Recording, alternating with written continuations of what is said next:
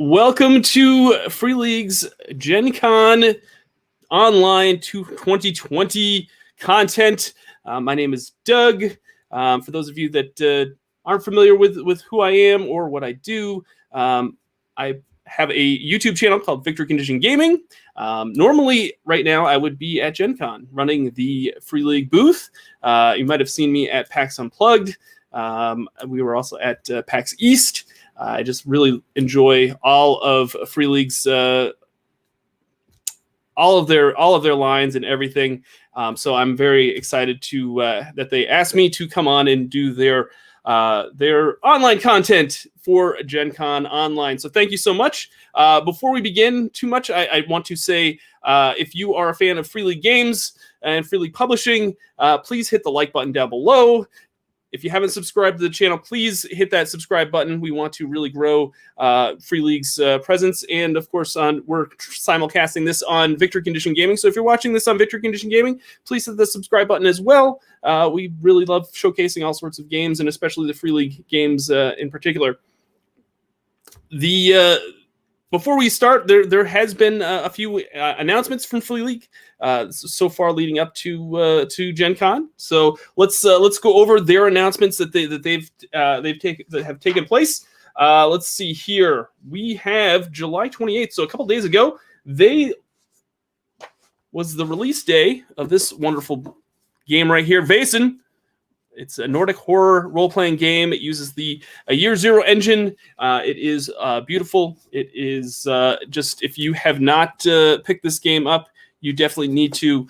This was one of my most anticipated RPGs of 2020, but it is just beautiful. And we're going to be showcasing this game tomorrow night here on YouTube at the same time at 9 p.m. Eastern, 6 p.m. Pacific.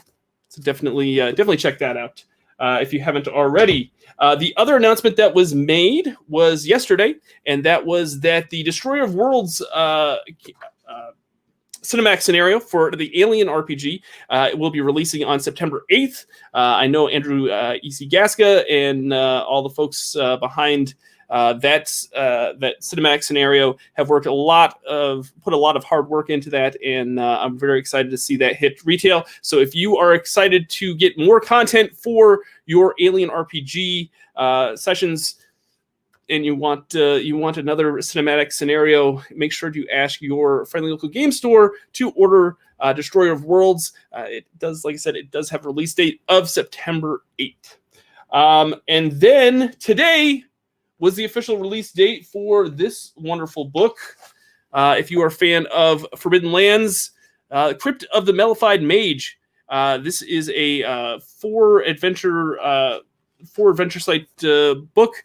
It is a really nice hardcover book. If you really enjoy Forbidden Lands, then this is definitely a must pick up, and this is available. I'm going to tell you that all of these items, and I'm sure that the Destroyer of Worlds will be available on Free League's web store. I put the link to their web store in the description of this video, so make sure to place your orders for that, or ask your friendly local game store to order these copies.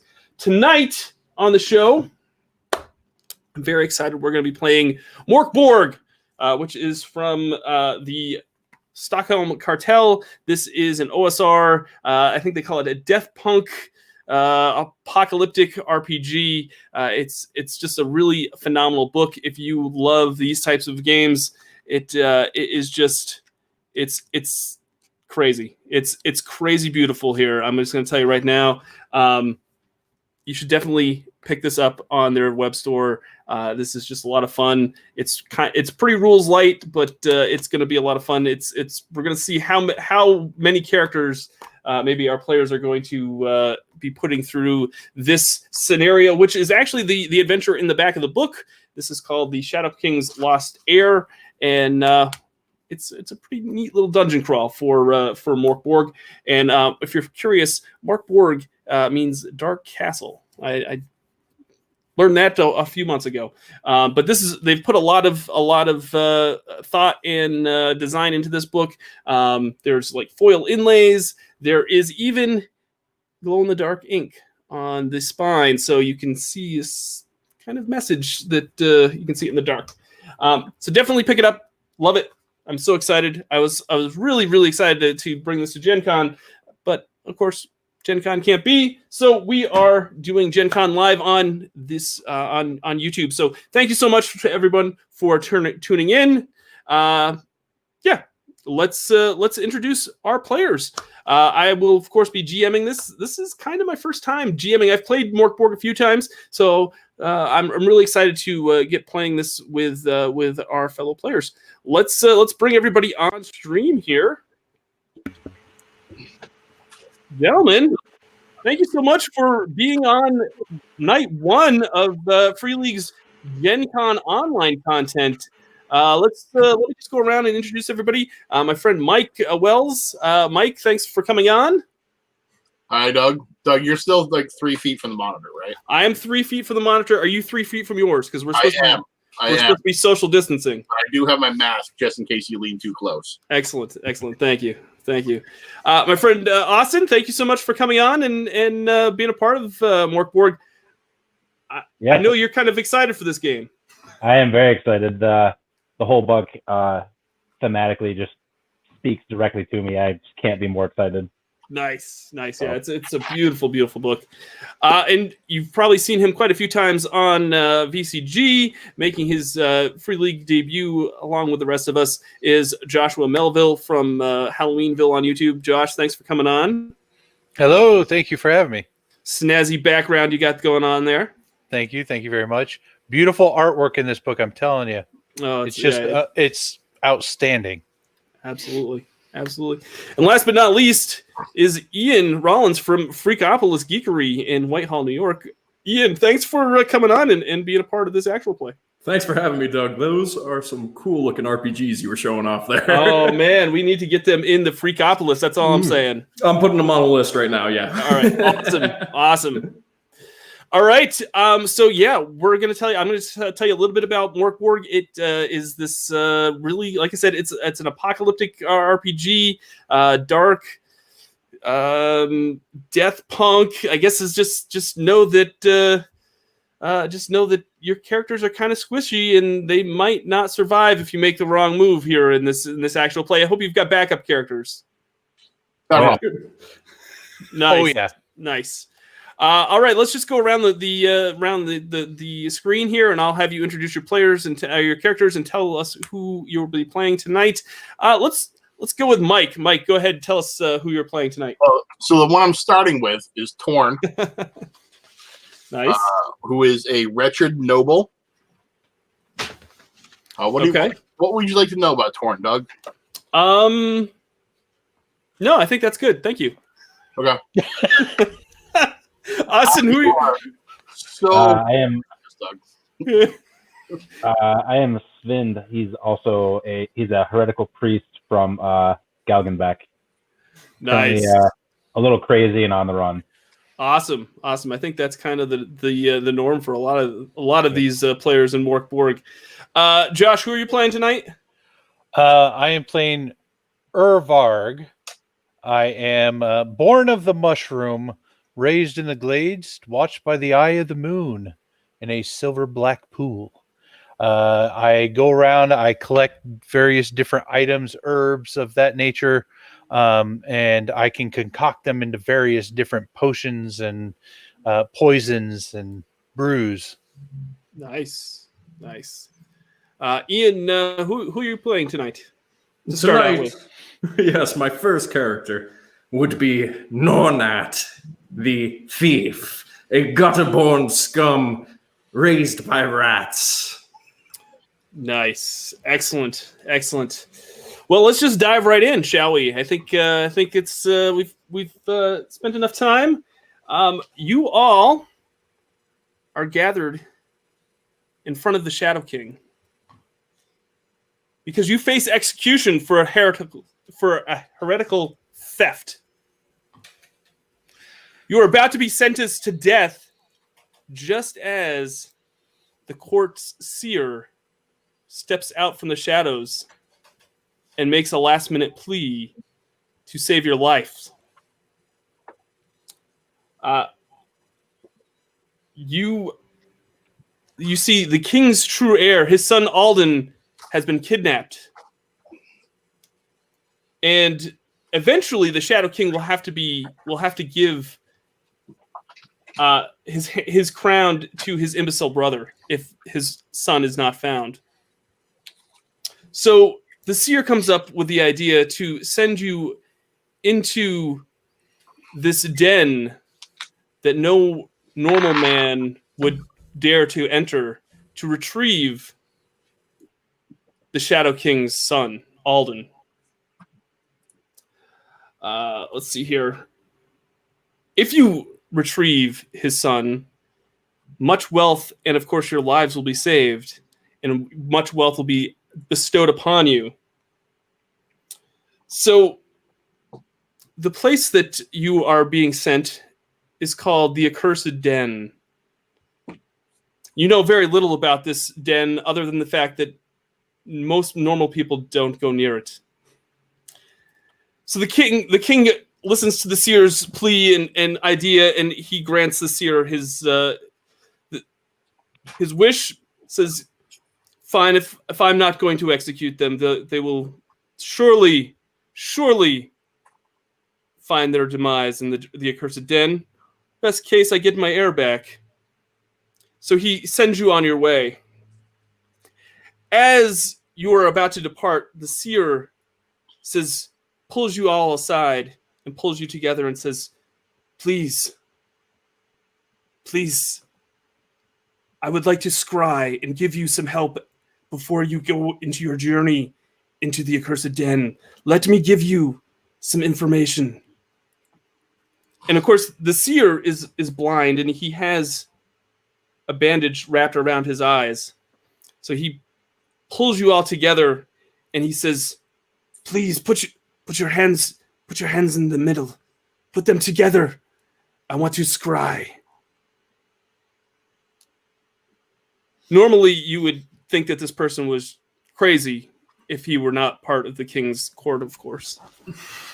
Do you all put your hands in the middle? I put mine Yes. and Fred's hand in. Who's Fred? Fred is my perfectly preserved corpse. Oh, okay. Excellent. Yes.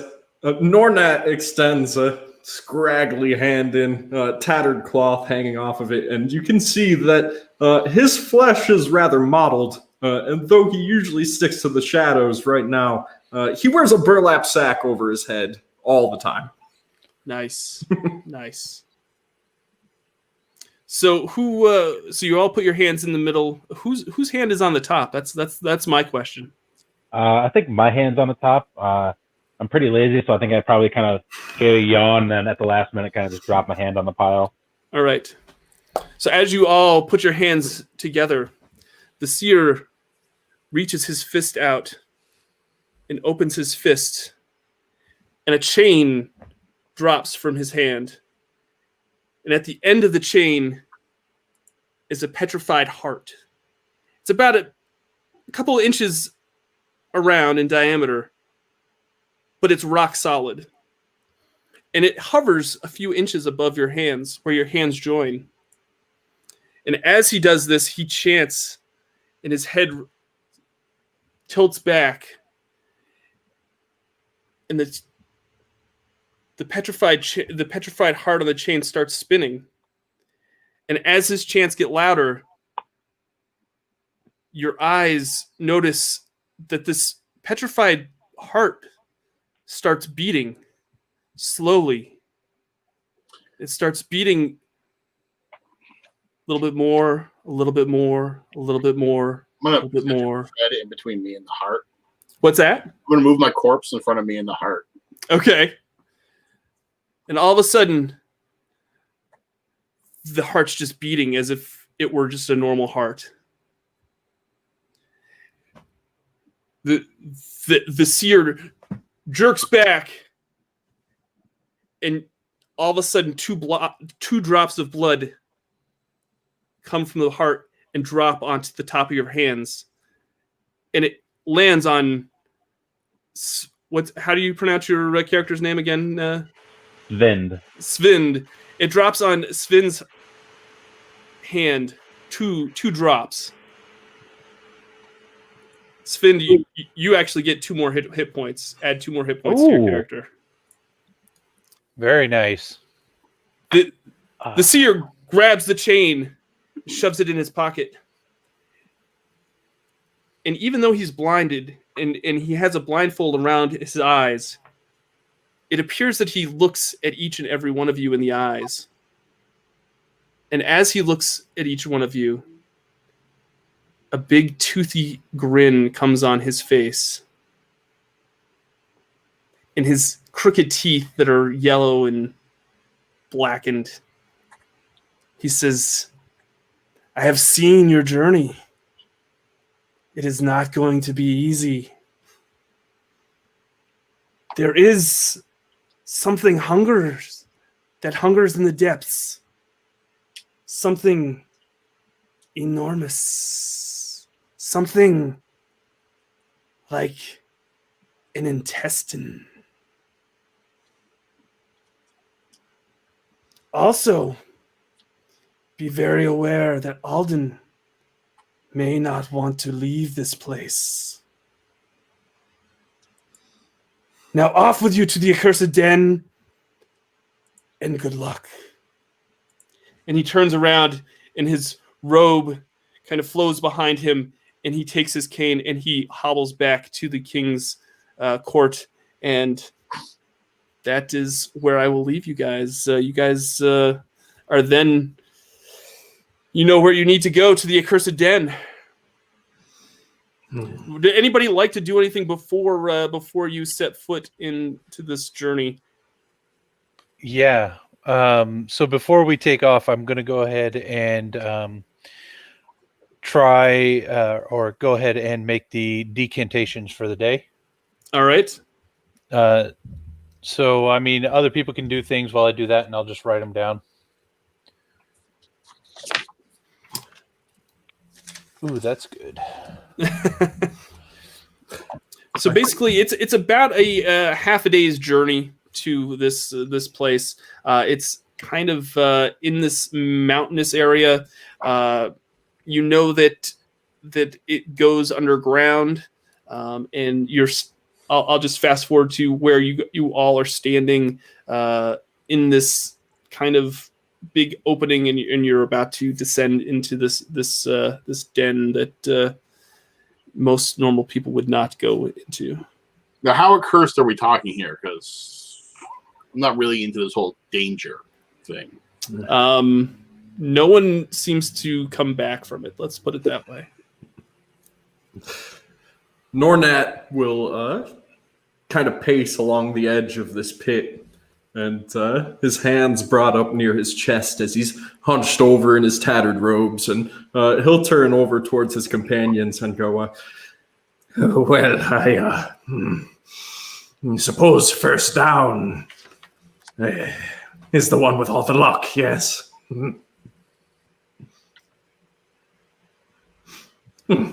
Yeah, no takers? It ought to be me then. And he'll start to descend. Okay.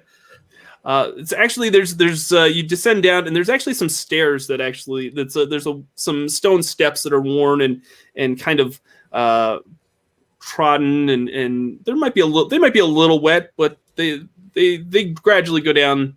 You know, as it's probably about a good 20 steps. All right. And actually, I will put. Mm-hmm. So if you can see that, yep. Let me know if you all are going down to the down the steps, or if you would like to do anything else before you follow Nornat into. Actually, I'm quite excited. There could be great funguses down here. I mean, there's a whole ecosystem down here I could pick from. So I'm going to go down the stairs and very eagerly begin to kind of search around. Now, is it dark down here? How dark is it? Can I see well? It is. There are a couple oil lanterns hanging from the ceiling.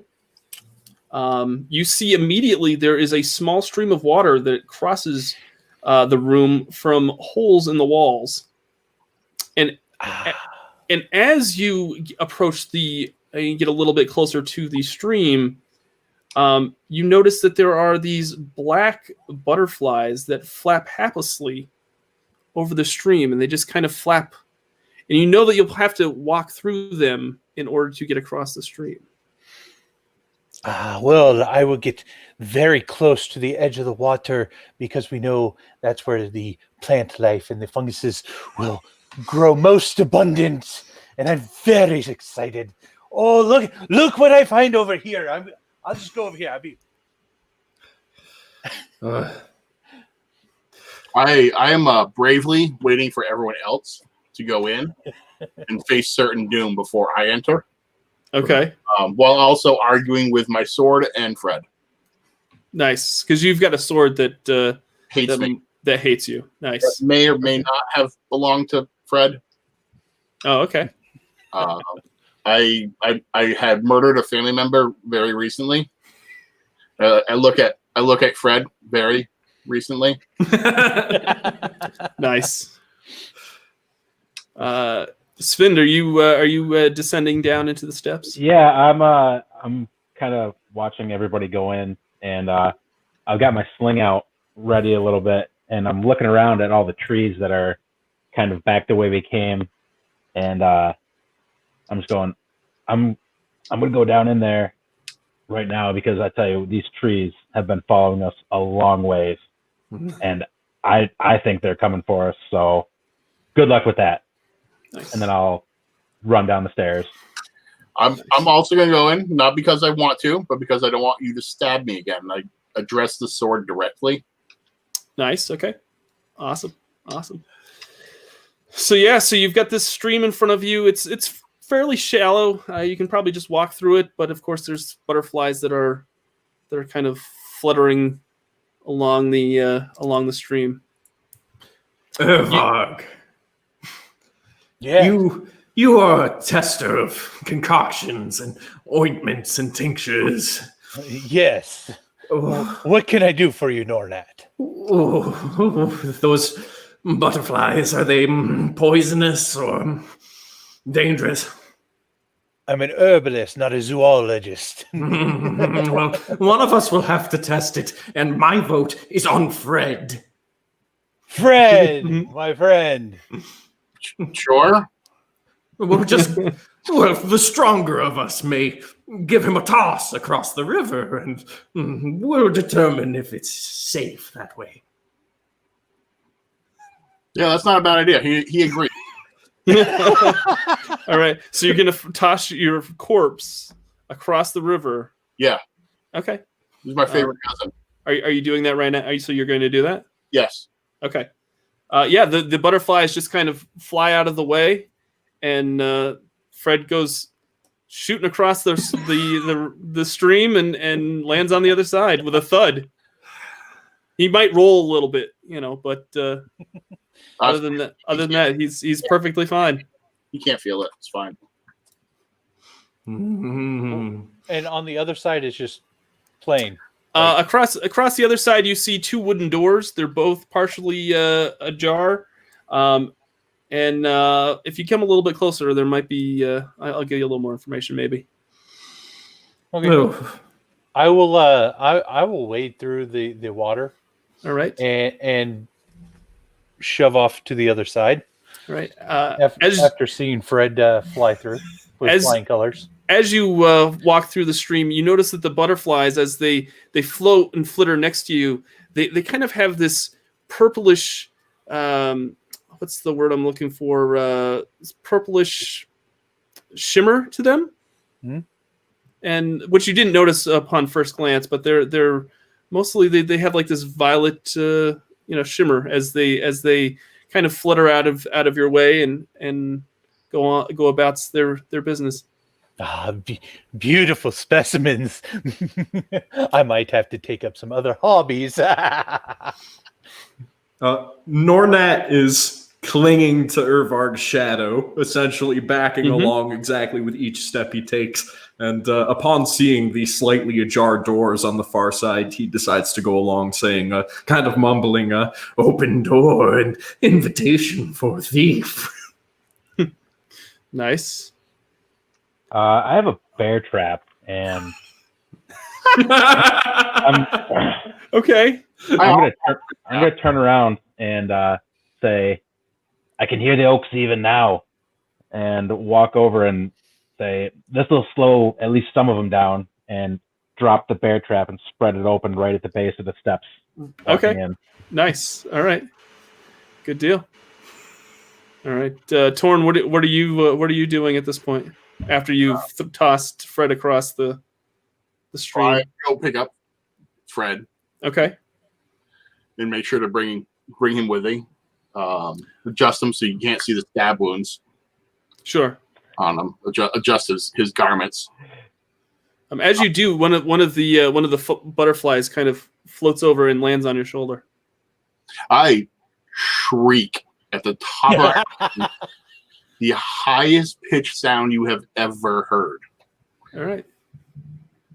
Nice.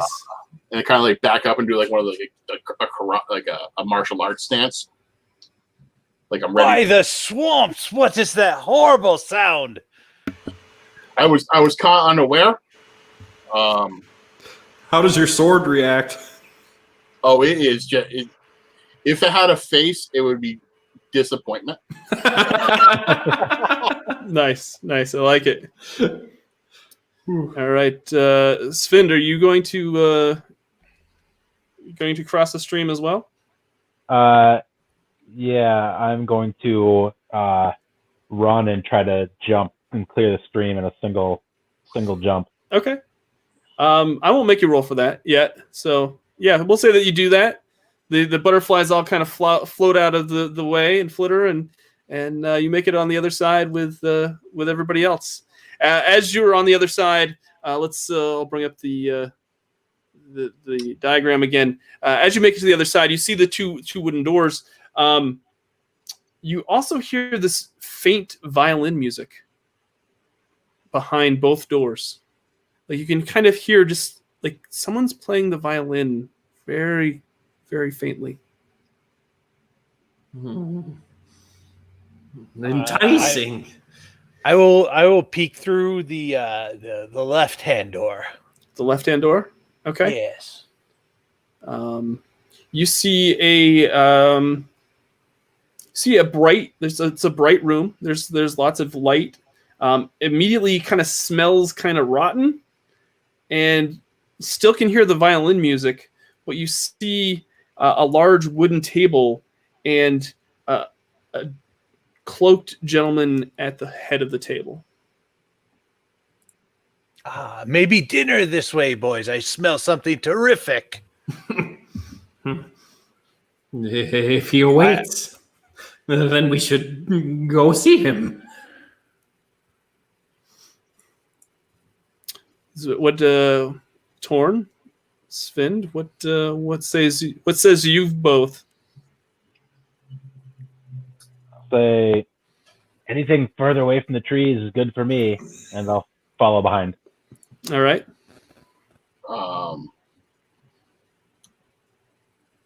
I reluctantly go. All right. So you're all going to go into the dining hall. Okay. All right. You walk into the dining hall, and like I said, you see this table, this large table, and there's a hooded man. He's very, very old, long gray beard.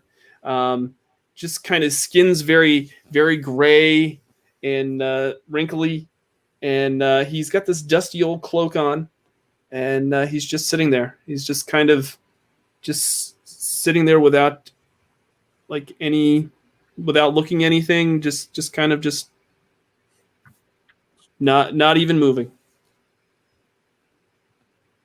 And what else is in the room? Are those circles like the meat piles? Those are I think those are other tables. Okay. And there's like food and everything on the table. Is it overgrowth with like mold, or is it like clean? It is. There are. Yeah, it's all kind of just dried out and Old and moldy and gross. Okay, that don't bother me. I will begin to kind of pick at it and look for interesting little funguses and begin to kind of put them into my laboratory kit. And Okay. as I make my way down the table towards the corpse, but I'm more fascinated with what's growing on the table. Okay. Yeah, you can. I'm not going to tell you can't do that. And the old man has no reaction. Is the old man even alive? He appears to be. Someone should poke him or talk to him. What were the things in the corners again, Doug? The big. Those round places are, I think, other tables, round tables. Okay. Sven, what is your inclination? Well, Spin's pretty lazy, so we've come an awful long ways, and I think a rest is in order. And I'm gonna pull out one of the chairs and sit down, kick my feet right up, and lean back. All right, sounds good. I will also mention there is a door to the back of the room, and then there's a door onto the right of the room, as indicated on this illustration. Perhaps I could check what he has in his pockets. Yeah, you can do that. Go for it. So that is a DR8 agility because of my thieviness. All right. So that just means I'm looking to beat an 8 agility check. Yeah, I'll say that. Yeah, go for it. It's interesting that you set your own DCs, I guess, but I like it. 18 plus 0. So all right. So yeah, you go into his pockets and you find like an old wooden cross in his pocket, but he does not react at all. Well, I wouldn't call it treasure necessarily. I will, as I get down to the table towards this old man, I kind of get close. How does his flesh appear? Like his clothing? His clothing is very dusty. Like it's been there for a while. Yep. The man looks very pale and gray and old, very thin, and just kind of just staring out into the distance. Just not even. His eyes are just kind of dark and. Okay. Yeah. Is he wearing a hood or of any sort? You said, or he is wearing a hood. Yes. All right. I will. Out of curiosity to see if there are any mites or anything, or Look at that. Maybe a thin layer of mold. I love it. Just I want to pull back his hood. Yeah, there is. He's just an old. He's got hair back there. I guess is probably the best. Dusty old hair. Dusty old hair. All right, I'll throw the hood back on, and it's of no interest. What about underneath him? Like if I were to lift up his robe a bit and just take a peek. Yep. Do I see knobby knees? Oh yeah, you see knobby knees. That's See anything you like down there? I don't know. That's why I'm asking the GM. yeah. No, you just see old knobby hairy knees and. And he doesn't move through this whole process. He's just like chilling. Does not move at all. Is he even breathing? He appears to be breathing. Yes. As I take my fingers, my long skinny fingers, and just kind of comb through his beard, just to see if there's any like lice or bugs of certain things in there. Any I have grubs. Not anything you can. No, there's nothing in there as far as you can tell. None of it falls out in my hands. None of the hair. No. Wow, this is very sturdy. I don't do either. He's caressing an old man that he has never met. Right? Norna has just been slowly backing up. I'm conversing with my sword and Fred. Like they He can must. This must be superfood here on the table, boys. Help yourselves. You'll be big and strong like him. Look at this. Oh, no, I'll yank on his beard a little bit, just to show how sturdy it is. Yeah. And just I'll poke him like in the eye and just like, look at how fleshy he is still. Oh my. He must have been here for a while. And I'll swat the dust. We will adjourn to one of the side tables. You're going to go to one of the side tables? Okay. I'll make sure that my corpse is comfortable. All right. Are there any goblets or anything with liquid on the table? There's some goblets on there, but there's no liquid in it. So I'm going to kind of walk up and down the table and pick them up and check each one and say, there's got to be wine here somewhere. And kind of like poke around the room, see if I can find any wine anywhere. Yeah, no, you don't find any liquid or beverage in any of the goblets. After my curiosity is filled by feeling up this thing, I'll sit down next to him and just quite a place you got here, my friend. Have you had any visitors recently? So you take a seat next to him? Yeah, and just start up a conversation with him. Yeah, he just sits there. Okay, I continue to converse with him as if he's answering me. Sure. Okay. I am doing the same about how he is crazy talking to someone that's not whispering. Okay. But to my corpse. Are you sitting at the table as well? I'm at a different table. Okay. Further away, just in case. Right. Something happens. Okay. I have a good path to run away. One too many shrooms. Yeah. Nornat, with his burlap sack, which muffles much of what he says, looks at this display of odd caricatures and begins backing up, kind of muttering, This is the only place I could find people crazier than myself. and he backs into the northern door, and he's going to open up the northern door by kind of accidentally slamming into it there. Yeah. Yeah. You open the northern door, and you do look into it. Oh, well, I mean, yeah, I suppose I turn around the moment in shock, kind of, yeah. Okay. Let's bring this up. It's a long corridor with a door to your right and paintings on the walls And dashes we don't see. and dashes you don't see. So don't not ignore suspicious. Not suspicious at all. At least it's not a T right in the middle of it. Right? It's a completely normal hallway, guys. Completely normal. There's no trap down that hallway. Not suspicious in the least. Okay, well, Nornat will kind of try and corral the group back together, gesturing with words of, There will be endless rivers of wine once we find the heir to the king. There's all sorts of herbs down this way, I'm certain, and Fred will be most comfortable. Sure. Oh, goody. Oh, friend. We'll be back on our way out.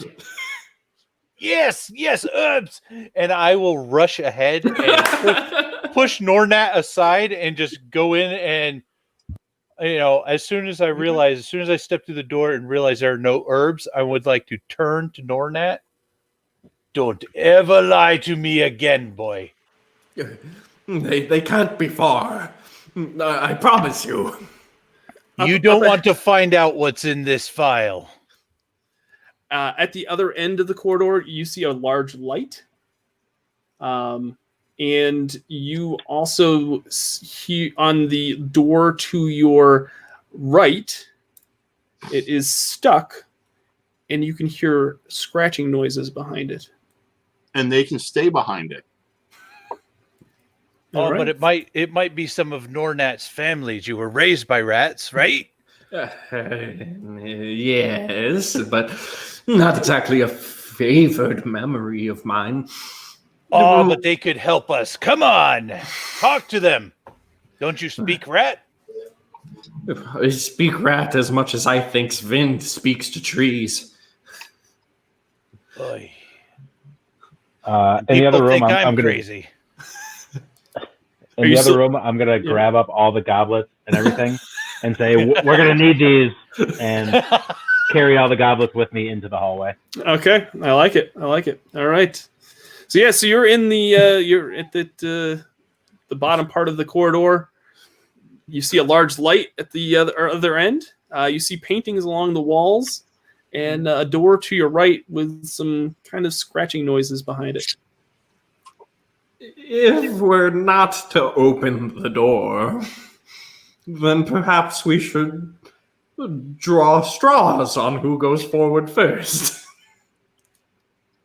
Oh, no need to draw straws, boys. Come on.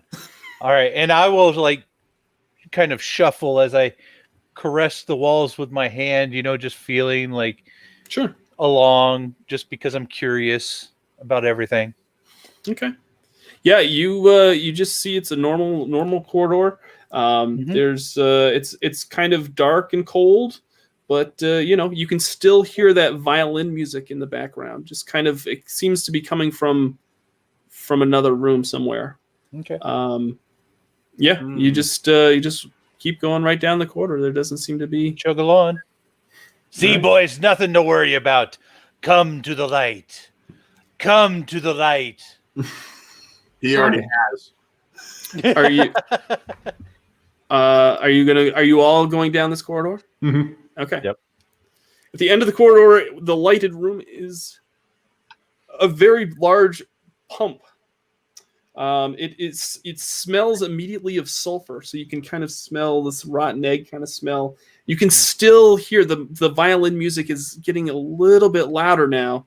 There are 3 oil lamps hanging from the ceiling, and this rusty pump is in the pretty much in the center of the room, and it has this kind of muddy brownish liquid pumping out of it. Must be a very old well. Oh, smells like home. I will tell you that there is a hole in the east side of the wall. I'm gonna put my eye right up to it. All right. Sven, you are going to see. Let me take this down. This right here. You look through the hole, and you can see this pillar, and atop the pillar are 2 skeletons playing violin music. At the base of the pillar, there's like this black toxic fumes that are rising up from the base. That is the most beautiful thing I've seen all week. Urbeck, get over here. See if you can. There's a whole lot of gases in here that might be interesting to someone of your persuasion. Sure, let me through. All right, and I'll put my nose right up to it. Okay. Yeah, you get a big old whiff of Is that not a toughness check, Doug? No, it's not. I'm gonna let him go for it. You gotta keep your hit points for a little while, I think. Fair enough. Well, I've been around the toxic stuff for a long time. So yeah, you smell it and you feel it kind of hit your breathe it in. nostrils and you can feel it kind of tang, kind of gets tangy to your. So kind of deciphering this, being around chemicals and fumes and all kinds of poisons and stuff. Do I feel that this is going to hurt everyone else? Like this is poison. This is some sort of toxin that's It's definitely not enjoyable. You'll know that. Okay. Does it burn? No, not necessarily. Is it sticky in my throat? I mean, Okay. It might be. It might. It's Okay, not, okay, definitely so- definitely doesn't feel good. Let's put it that way. Okay. Excellent. That's what I need to know. And when I pull my face away from the hole, is my mouth and nose covered in black soot or No, any- no. So No, it's just it just smells like rotten eggs almost. okay. So I will turn to the group and yes, it smells like home on the other side of this wall, boys. But nothing to fear that I can sense. A little thick though. I wouldn't mind getting a sample of that. And I agree. then- If there's Yeah, go ahead. Sorry. No, go ahead. If there's one thing I remember from the cathedral, it's that wherever there's violins, there's usually drink. I think we need to get in there. Get in there. It's an intriguing find, disturbing, no doubt, but it's no heir of the king.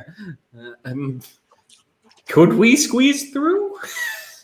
Not through the peephole, that's for sure. right. Is that a trap door on the floor, or is that a table? That is it is a hatch in the floor. Okay. Well, let's take a look down here. Maybe there's a pathway that leads from here to there. Quite. And Nornet will reach a gangly hand over and open up the hatch if possible. Yeah, you open the hatch and there is a stepladder down that I will scout for danger. from down the Yep. ladder or okay. And shove Fred through the hole. You're just gonna shove thread through the hole. All right. Check it out, Fred. Yeah, you end up in. He ends up in a room that you can't see. I didn't hear anyone like instantly like go after the body or anything. You just see Fred's legs like end up at the bottom of this, and then all of a sudden you just see his legs kind of get pulled, like because his upper torso is kind of out of view, and you just see like the rest of his legs just kind of get pulled. Sorry, buddy. He's gonna be mad at me for that.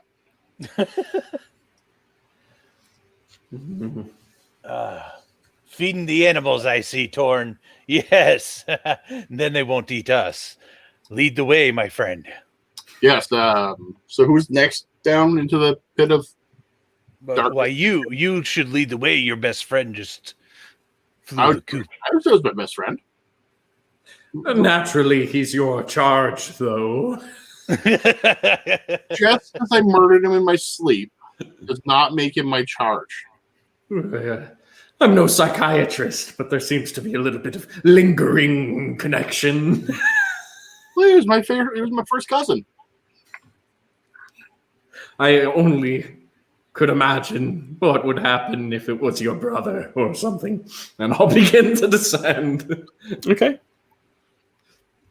Yeah, you descend into this room. It's very sooty and hot. Like the temperature feels very hot. There is like this sulfuric haze about the room. And let's actually bring up the room. How is the lighting? It is. It's lit by two large hearths, which you can see at the north of this room. Otherwise, it's kind of dark, and you can definitely tell that those two hearths are used as smelters and ovens for preparing meals. You also see like a butcher block and some other. Yeah, you can just see that there's some meat being prepared on some blocks and some tables. Fred.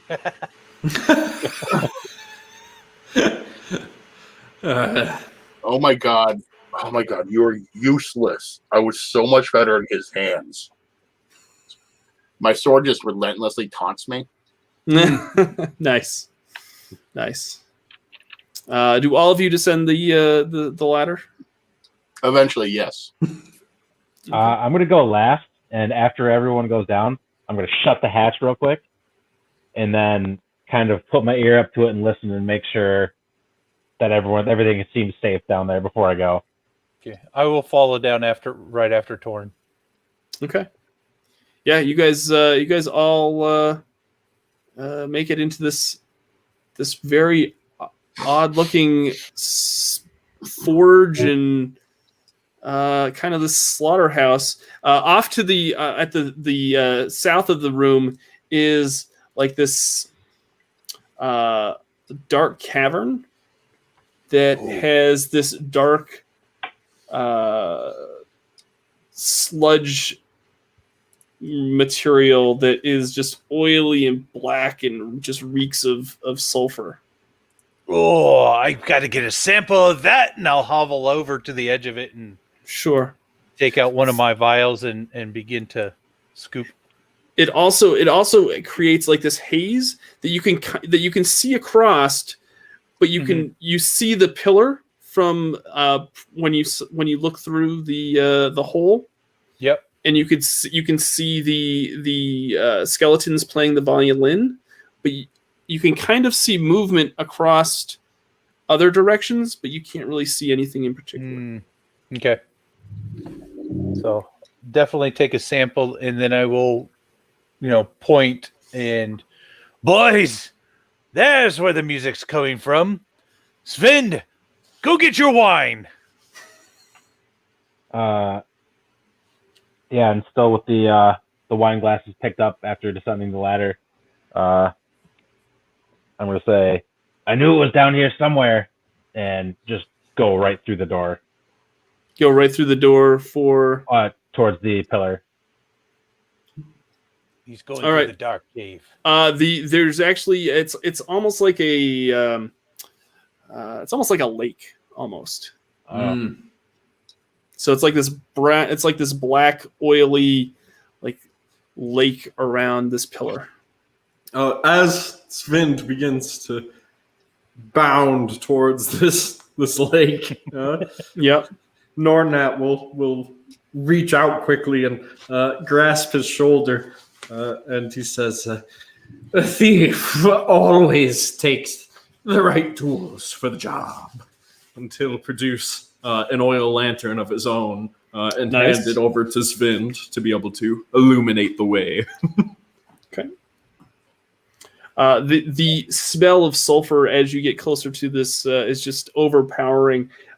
You also notice that this sludge, this rot black sludge that is scorching hot. So if you'd like to submerge yourself in it, you're more than welcome to. How's the swim, Sven? It's not great. I'm not gonna lie. Sven, can you give me a toughness test, please? So you said that Ian, you said you set your own DC in this. No, I've got one of what did you You roll? 16. Okay, yeah, you don't seem to have any problem with it, and yeah, you swim to which you're gonna swim out to the pillar. Yeah, I'm just gonna hold a goblet in each hand so I can kind of paddle with the goblet and just try to go straight for it. Okay. Yeah, you swim, and that round circle is the pillar, of course. And as you swim closer to the pillar, you can kind of see through the haze and across the other side, and you can see that there's another room over across the way, and there's something kind of shiny against the wall that you can see from a distance. I got to imagine I'm not a great swimmer, so I'm going to turn around and kind of like with a little bit of the liquid kind of like splashing in my face and going into my mouth as I swim, kind of turn back and say, trinkets! And just keep swimming. Okay. Yeah, we'll leave you for right there. It's going to take a little while to get across the other side. Let me see here. Where is everybody else is in room 15. Yep. So, what is everybody else doing? Do I see Fred? No. All right, I'll worry about him later. Are there tables in this room? There are not. There is a lot of blood, though. That's all right. What is the thing with what is it, like a leg next to the cleaver? What is that? It looks like an arm, actually. Oh, an arm next to a cleaver. No, what is it on? It's like on a butcher block. How big is the butcher block? It's probably a good, It's like a stone. Yeah, it's probably it's probably made of wood. It's probably about 5 feet long. Looks like it's been used quite a bit. Looks like there's other pieces of some sort of meat on there. That's also, as you go about the room, you all of a sudden see other chunks of meat hanging on hooks higher up above your head. Does it look movable? What's that? Does the butcher block look movable? No, it looks pretty solid.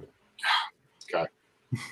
Not to get too demanding, Doug, but if Nornat were to get low on the ground and search about, could he see where Fred was dragged through the blood? Is there a trail to follow?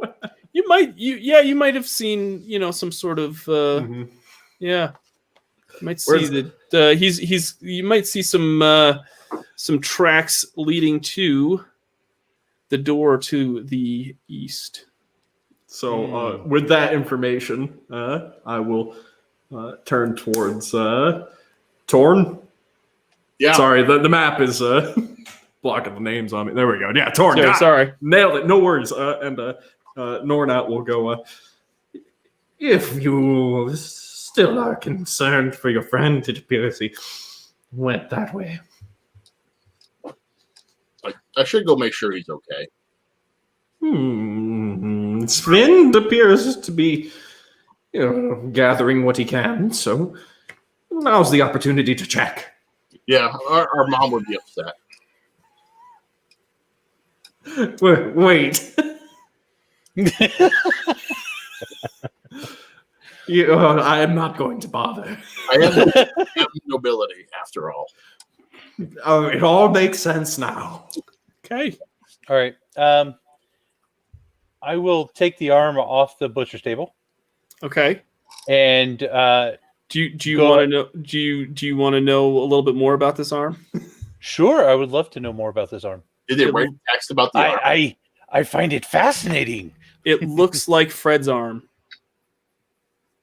I thought I recognized it. And I will saunter off into the water and kind of use it to poke around in the water and just, as I swim, I can use it. So you're going into the water. Okay, can you give me a toughness roll, please? I can certainly try. Sure. Watch my dice fail me now. It's 11. Okay, yeah, you're fine. Yeah, it's going to take you a couple rounds to get to the pillar where Sven is, but yeah. I felt bad for the whole go get the wine joke, so Sure. Yeah. I'm bringing help though. I have Fred's arm. Torn, are you making your way towards that door? I am. Okay. Then I'm torn between Torn and Irvarg. Because when you split the party, nothing ever goes wrong. I'm not going in there. I'm taking the door off. You're taking the door off of the east side. I'm not going to swim through that water. I'm going to float across on a wooden door. Actually, there's a certain line of thinking there I can appreciate. All right, you give me some sort of roll for that. Wait, a thief always has the right tools for the job. I pull out a crowbar. Okay, all right. Which I don't know exactly what the effect is, but it could lower what you need. I don't know. Yeah, Whatever. give me a roll. Let's see here. What Probably Give me a strength roll and see what we can do here. that's a 20 total. Is it 20 total? Okay, Yeah. but it's not a natural 20. No. Okay. Yeah, you pry the door off. You see inside the end of the other room is just a room full of debris. Just real quickly, and you take the door off and I'll return this. yeah. Maybe. I believe you. Now then, it Oh, seems. I was talking to that stuff. And Fred, presumably. Probably. I'll peer into the room.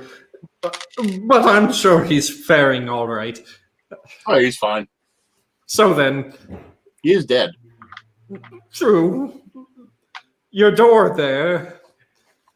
I don't know if it's big enough for the two of us, but I must admit I'm rather frail, and that black ooze will probably chew right through me. Oh, we can try it. Okay, let's give it a go. Let's So you put the door on the black the rot black sludge. It kind of just floats on the water a little bit, or on the murky black oily liquid. Give me some sort of agility test for a roll for both of you. I am particularly good at these. In fact, I'm small, so the DR is -2, Okay. which brings me an 11. Okay. Yep. You get on that door, and you don't seem to have any problems holding on and staying on top of it. 17. Okay. Yeah. You guys. You both. Step onto the door, and are you paddling? How are you getting across this? You said it looked like there was like a meat cleaver or something on the floor. Sure. Let's say that there's a meat cleaver on them. I won't even levy. Yeah. Drawing there was. Yep. Yep. So you're going to use a meat cleaver as an oar. Yes. Honestly, Torn, with all this ingenuity, you would have made an excellent thief. Fred thought so too. Is that how you came to this? Whatever fate befell him. No. I wanted this. I point to the sword. I regret both decisions. I was going to say, it seems all has worked out well for you, my friend. Do we catch up and pass? Irvarg. Irvarg, can you give me a? Can you give me a roll, or let me see here. I'll just roll. I'll just make a roll for a second. Sure. Oh, you said it was smelly too, didn't you, Doug? Yeah, it smells really, really bad. I'm gonna take my piece of chalk, break it in half, and shove one up each of my nostrils. Okay, excellent. You continue to amaze. Irvarg, as you're swimming across this black rot sludge, you feel something grab a hold of one of your legs as you're, it's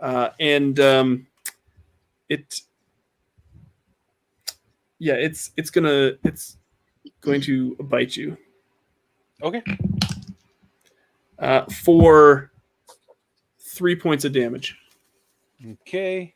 On the gate. You just feel these razor sharp teeth as it claws and as they chomp down into one of your legs, tearing the back of your calf.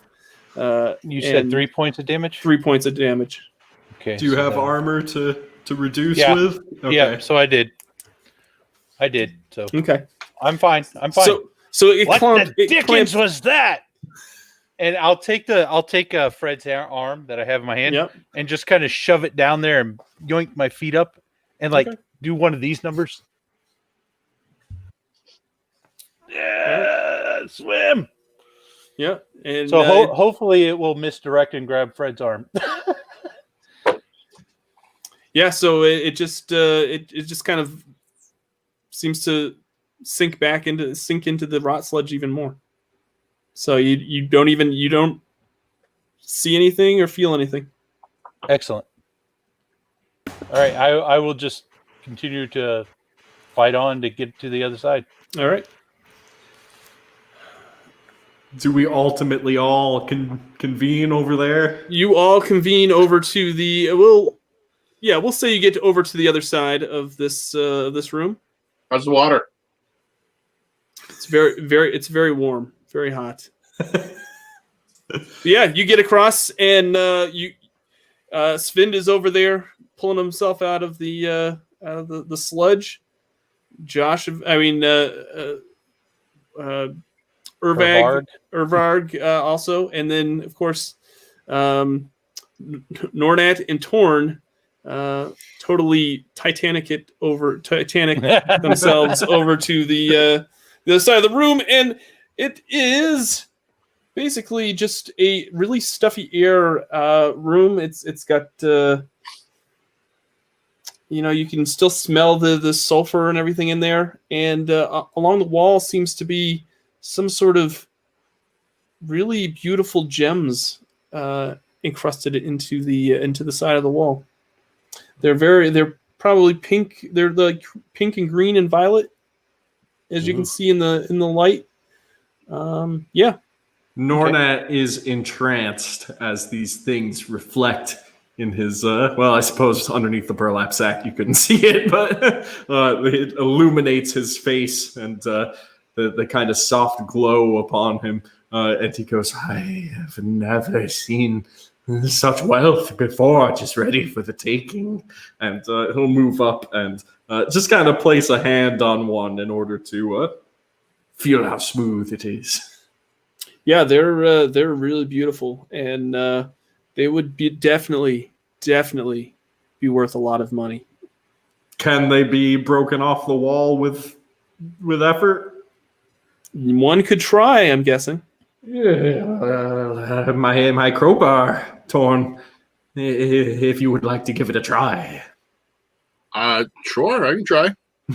Give me a strength roll. 4. You try to pry one of the gems off, and it just kind of slips off and does not pry any of the. I have the tools for thieving, but not for mining necessarily. A sad concession if we must just walk by these beauties. I think when Sven got out of the muck, he was so he got out and seeing like all this tinkling and stuff of the gems, he thought it was maybe seeing the tinkling of wine bottles, and he kind of crawls his way out and doesn't even like shake out off all the ooze or anything. Mm-hmm. And goes over and says, "No, there was supposed to be wine here," and turns around at Nornat and says, "Where's all the bottles you promised?" Everyone keeps looking to me as though I'm promising bottles of wine and herbs and Fred. I have only so much to give. You the bottles must be near. I mean, all we need is the air, right? So they may be that way, good friend. He must. Yes, there is a door. There is a door off to the right. If you would like, off to the east, if you would like to go through it, it's totally up to you. Otherwise, you can try. Are the skeletons still playing violin? As we all just the skeletons play the violin nonstop. Okay, I will take Fred's arm back. Ah, here you go. It came in handy. And I will. I would like to lend a hand. Good one. High five. with the corpse arm. Right.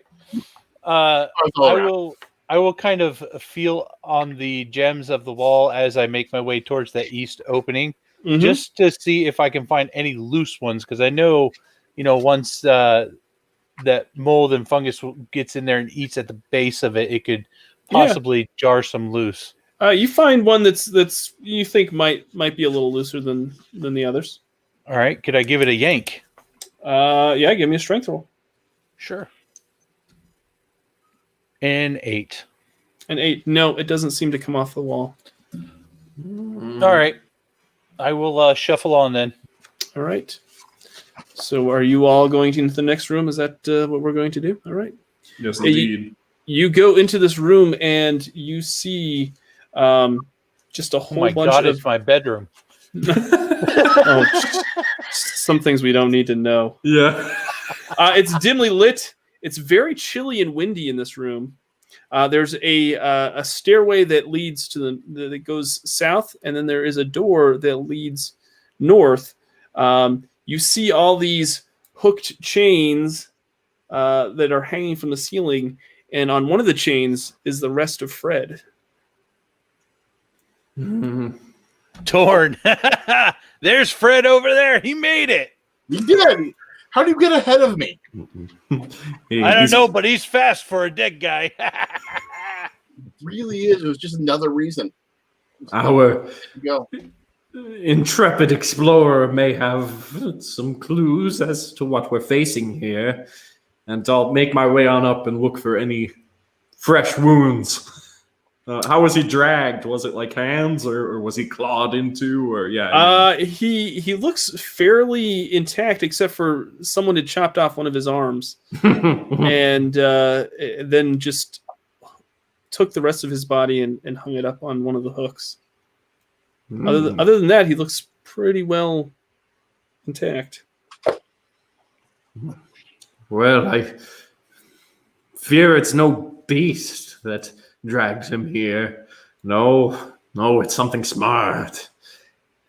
Torn, are you looking to take him back, or shall this be his eternal resting place? Oh, no, I need to take him with me. He needs to be put to rest. All right. I'll try and take him down. I'm going to use one use of the medicine box to take out some gauze and wrap his arm. Okay. So you're trying to reattach his arm onto this corpse. Yeah. Okay. All right. I'll let you. I'll allow it. So I'm not one of those GMs. I only have 3 uses of my medicine box now. Nice. I'll use one of my 4 uses to. Seems like a wise use of your medicine. Absolutely. It absolutely is, because I have to watch after him. Yeah. Our sister told us to.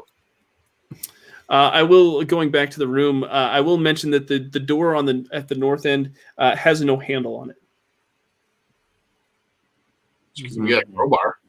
My curiosity is piqued. I'll go over there and push on it, maybe. It doesn't budge. Okay. Get my fingers in the crevasse and try to pull it open. Give me some sort of strength roll. Okay. No, that's a 5. Yeah, no, it doesn't budge at all. No keyhole. Nothing. It's Okay. just a solid door. That dice is It's going into jail. It's a solid iron door, I should say. Okay. Oh, I'm not busting through that. Looks like the only way is up, boys. Did you happen to see what was up ahead when you were over here? God, why don't you answer me? You're useless.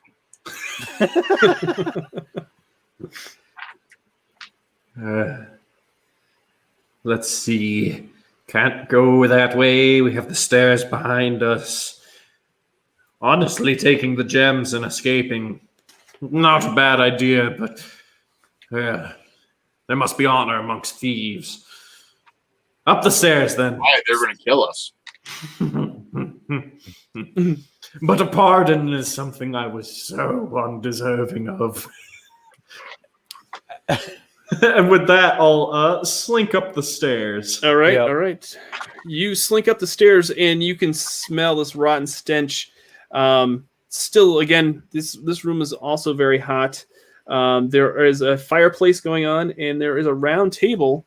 And at the round table, there are some people. There's one people. one guard sitting at the table. And he looks very just kind of in a daze. But yeah, he's just sitting there at the table. There's the fireplace is just blazing hot, and there's just Oh, Norna, you did me a favor by letting me use the crowbar. Perhaps you should go out and use this dagger and stab the guard. It is my snakeskin gift dagger. It does D4 damage, and on a 1, it just murders the person. Nice. Yes. I'm not exactly opposed to getting rid of some problems. Let me. You seem like the sneakiest of us all. Oh, that's without question. And he'll take the dagger and look at it, and he goes, And you, Torn. Well, honestly, that's as much as I can carry. So here's the greatest thing I ever stole in exchange, and I present to you a mundane sword. In exchange for your gift. I'm gonna need that back. Oh. No, you don't. Shut up. Or don't let him get jealous. Let me see what I can do. and Nornat will get really low to the ground, practically on all fours, and creep on up so that his shadow is barely cast by that raging fireplace with snakeskin dagger in hand. Give me an agility roll to see if you Are sneaky enough? alert the guard that's at this table. At the sight of him slinking off, I'm going to get a vial ready Okay. and just have it in hand. All right. So I do have -2 to the DR, but I Okay. rolled a 4.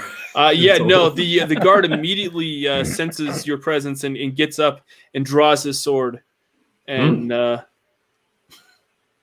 says, "What are you doing in here?" Caught out with snakeskin dagger low to the ground. Nornat's just going to from under his bro and charge forward. Everybody give me an agility roll plus or give me agility plus your d6 for initiative.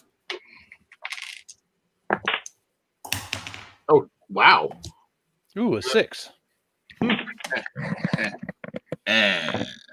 20 You get a what? a 20 and a 6. No, it's a 6 plus your agility. So whatever your agility modifier is. Oh, I thought you said a 20 too. No, I'm sorry. 7. 7. Okay. So Torn is 7. I rolled a D20. I rolled a natural 20. Oh, bummer. That's always Sven. What do you have? 6. 6. Okay. So Sven. Nornat, what do you have? 3. 3. Okay. And Urvag, what do you have? Sorry, a 6. 6. Yep. All right. Yeah, you all get to go first, I guess. Torn, you get to go. Well, actually, we'll let Nornat go because he's the one that's doing the sneaking. Nornat, we'll let you go first this time, and then I'll let everybody else go for. Alrighty, since I got the jump on him. Yeah. Yeah. Except, I don't know, I must have knocked over something on the way in. And so I'll take that new dagger and plunge it at this guy with a crazed cry. And right. so I'm guessing is it always strength in combat? I believe yes, it is. Yep, you're going to. Yeah. A 9 in total. Yeah, you charge forward and just the guard swoops out of the way and Shing! Yeah. totally dodges your stabbing with a knife. Torn, I'm going to say that you're next. I'm going to, I guess, move forward and stab him with the blade of my ancestors. All right. Give me a toughness roll or whatever roll at the. Now it says my attack defense DR is 10. Okay. So I just do that. Yep. That is a 7, and it's supposed to taunt my failures, Doug. So feel free to taunt me. Your sword just goes. You loser! You can't even hit this weakling guard. That's what you hear it. That's what you hear it say. Yeah. Yes, just so you know, if continually disappointed, it develops a 1 in 6 chance to accidentally attack me or my companions. Nice. Okay. Just so that's There has been a decent amount of disappointment this session. This Doug. has. Yeah, let's roll for that 1d6. Five. Or you roll. So yeah. No, that's all right. That's all right. You roll the 5? Yeah. Okay. Yeah, no, it doesn't stab anybody. Yeah, Sven, you're next. What would you like to do? I'm gonna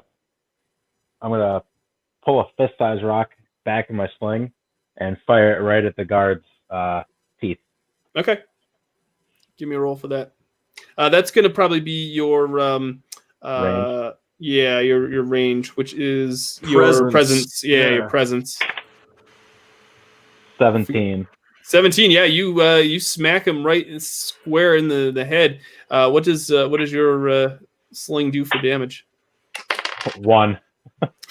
It just kind of scrapes his eye, like right above his eye, and gives him a nice nasty little gash on his, and it just kind of makes him a little more angry, and he just kind of. Urvag, you're next, my friend. Yes. All right. Hopefully I can do a little better. I will throw the vial at the guard's head. Okay. Hopefully I'll hit, and if it hits, I can tell you what the effect is. That is again that's a presence check again. Mm-hmm. That's a 13. Yeah, that hits. It hits him square into the face and covers his eyes. What does it do for? Okay. So this is Isamel's vapor. They need to pass a DR 14 test or suffer hallucinations for D4 hours. Oh, nice. I rolled a 17, so it Oh, just kind of bummer. gets in my eyes, and he just kind of wipes it from his face and kind of flicks it away. Says, "All right, guess it's my turn now." Uh-oh. Good thing I'm in the back of the pack. And so he immediately turns to Nora, who struck at him and tried to stab him first. And yeah, we're going to. Did we stumble on the Paul Blart? Man, I'm not kidding. I roll a 1. That means that you get an immediate free action against. Ooh. Nice. All right. Yeah. So he lunges at me with. Does he have a sword? Is that his weapon? he's got a kind of rusty sword that yeah. Lunges at me. Probably snags a bit of the tatters tattered cloth that Nornat wears about him. And Nornat will, in the same movement, try and thrust that blade right up underneath his chin. And I am throwing a 17. Yeah, that hits. That hits. No problem. And that's a D4. Sure. Yeah. Ooh. It's all right. Boom. That's a 1. He dies immediately. So, does he really? Yes. All right. So you stab him, and the blow is just too much for him to handle, and he just immediately goes limp, and all the life that it was in his face just totally drains from his body, and he just falls to the ground. On a 1, the target dies immediately from deadly poison weeping from the blade. Yeah. And okay. As I withdraw the blade, Nornat will go, I didn't think I hit him that well. The Torn, many apologies, and Nornat bows incredibly low so that he's practically splayed out on the ground, and then picks himself back up and goes, I must have slipped. No, that's what I think we wanted. I kind of like that. Maybe thief is not my chosen occupation. Maybe I should be a murderer. And you see that he's really looking that knife up and down. Nice. I'm going to have a hard time getting that back from you now. Oh, you have the sword, my friend. You have the sword. And glancing around, is there anything more to this room? Yeah. Why don't you? We'll let me see what you can find in this room. Yeah, you see that in one of where we're at over here. On one of the in that back corner there, in the upper right hand corner, there is some remains of some sort of meat there. Yeah, there's some meat there that you could probably take with you if you wanted to. I can't tell you what kind of meat it is yet. Fred meat. I mean, judging by all the body parts that we have found that were Fred's. I'm gonna check on the table in front of where the guard was sitting and see if maybe he has wine. Let's see. Does he have wine? Let's roll for it and see what. Yes, there is wine right there in the goblet. Nice. The sea's filmed. Finally. No liar. No liar am I. And With that, I'll kind of pat down the guard's pockets. Is there any keys or anything? That would be super cool. You see that the guard has a small crossbow attached to his hip that is going to have six bolts with it, so 6 arrows, and it'll do d6 damage. Wow. well, not all treasures are mine for the taking, and I'll kind of extend the hand crossbow and bundle of bolts and gesture towards potentially Urvarg or Svind. I'll gladly accept it. Okay. Let's see here. So there are 2 doors on the west side of the room. Yeah, let's give one of those a go. The upper one. The upper one, that's the door. It's an iron door, and you can also hear scratching noises behind it. All right. Would you like to open that door? Nornet, it's probably your grandmother. Oh, we're about to find out. And I'm going to push it on open. Okay. Do you go into the room? What's it looking like in there with a quick peek? You immediately open the door and it just reeks of death, and it just smells of like dead, rotting bodies, and just gore. And inside that room, you see some cells. There's some cells right there that are in, like, as you open the door, you see a whole bunch of emaciated prisoners that immediately, as you open the door, you have their attention, and they're just like they yell, "Help! Help! Help! Help!" They reach out towards you. Are any of you, when I call out the name of the sun? They just keep saying, "Help! Help! Help us! Help! Help!" Throw them some of the meat. Yeah. That's smart. It's the best we could do. While they're doing that, I'll open the other door. You open the other door, and you see a dining hall with an old man sitting at the head of the table. Of course. Oh, my old friend. Hey. Oh, fellas. Dinner. No. Of course. Is there any way to satiate these prisoners by offering them meat, or do they seem to just be? They just keep reaching through the bars and say, "Help! Help! Help! Help us! Help! Help! Help us! Help!" So they're inside the bars. They're not in that big giant pile that's right there. No, they are in the bars. Okay. And none of them look like the king's son. What's that? No, none of the. You know that it doesn't appear that there's any king's son here. I don't care. Okay. What about the southern door?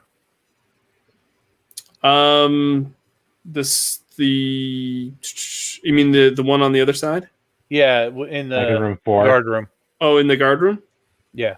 So there's one. yeah, there is a southern door if you'd like to go through it. Yeah. Yeah, why not? Okay. You go into this room. No, it's not a scratching thing. It looks like a library, and then there's some beds that are there's some beds off to your, I guess it's your right if you're going through that door at the north. Correct. And there seem to be some bodies on those beds. Are they fresh, decayed? They do not look fresh at all. Okay, so they've been there for a long time. Yeah, it's very, very cool, and the air is kind of slightly smoky in this room. Okay. You see a giant bookshelf on, I guess it would be on your left, but on the screen it's to the right. And there's a bedside table with in between the two beds. Yep. And Yeah, I will search the bookcase while they play with the corpses. okay.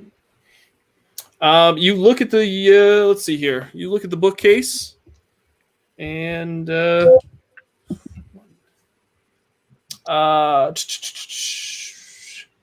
you seem to find a booklet that the text can be interpreted and appears to be a random unclean scroll. Ooh.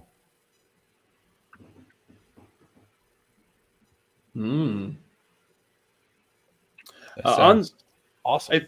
If you go over to the beds, you can see the bedside table has some withered flowers and a clay vase on it as well. That's why there's that little circle on there. Okay.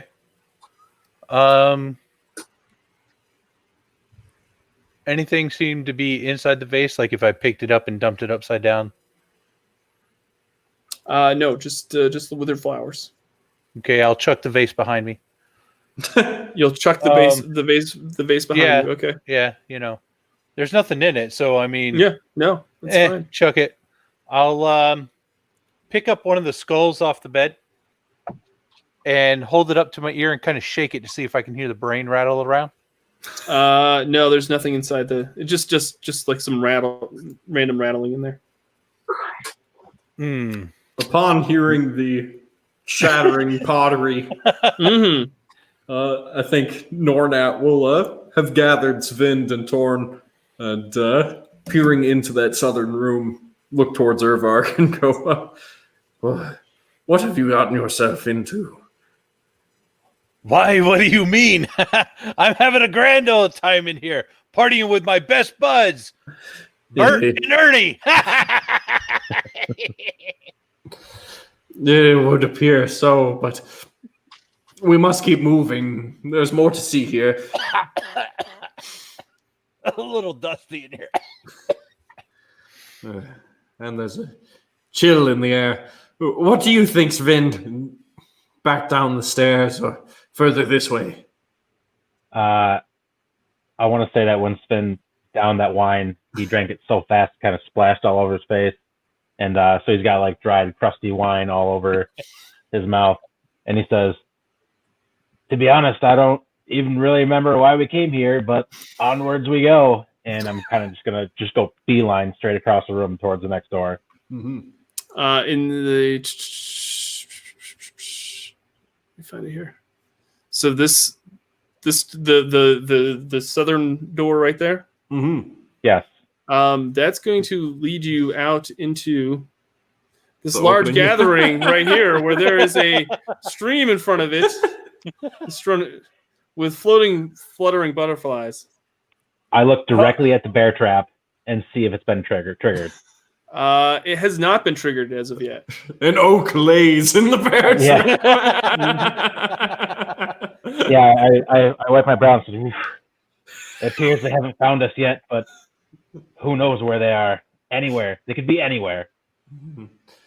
Time is no doubt running short. let us return to that the hatch and the way down, and we'll try and go the other way. Which I believe is room 15, Doug. It is. You're going back to the. Let's just cut to it. Yeah, absolutely.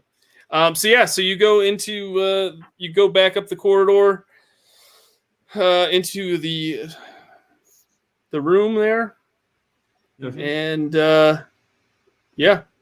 Fred was dragged this way, and he emerged just fine.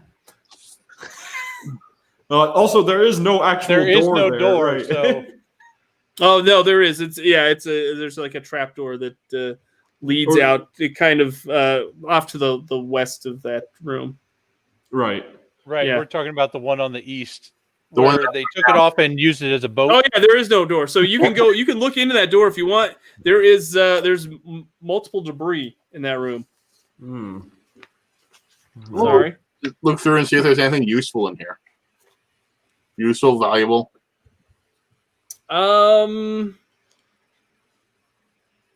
There is. Let's give me some sort of roll for that. Let me see here. Yeah, you find some dog bones. Yeah, Excellent. just what you've always wanted. It is. I don't see anything of interest that fascinates me, so I will head straight towards the door. Okay. The door on the south. I'm gonna take Yep. dog bones. Okay. Inside this room, there is a large. Let me see here. I've got to find my map. There is a large statue. This room also stinks of sulfur, and it also has You want food, don't you? black, black sludge in the back of it. There's a black statue of the one-eyed King Leonard II. Ah, good old Leonard. And of course, you know this because there is a cavity where his eye would be. And you can take a look at that statue if you would like, or Nice. totally Okay. up to you. Why Totally up to you. If why you'd like to, I want to look let's- at that statue. what's that? Why wouldn't I want to look at that statue? Do you give me some sort of investigation roll? Presents? Yeah, why not? Yeah, it's perceive roll. 7. You just notice that it's, Nornat is on top of this as well. Okay, give me a presence roll. That would be a 13. Yeah, you notice that inside the socket that is of the eyeball in the statue that's missing, there's blood and other kind of viscera that's dried in that empty eye hole socket. Torn, we need to borrow Fred's eye. Sure. He's not using it. And I'll take it and toss it up to Nornat. You're just taking it? Well, he offered it after I asked for it. So I'm just going to toss it up to you. He said he wasn't using it, so it's fine. All right, then Nornat will claw it out of the air and give it a look and let me a little bit of finesse, and maybe I can make this look right. He tries to put it in place. All right. Off to the. As soon as you do that, you notice that there is a.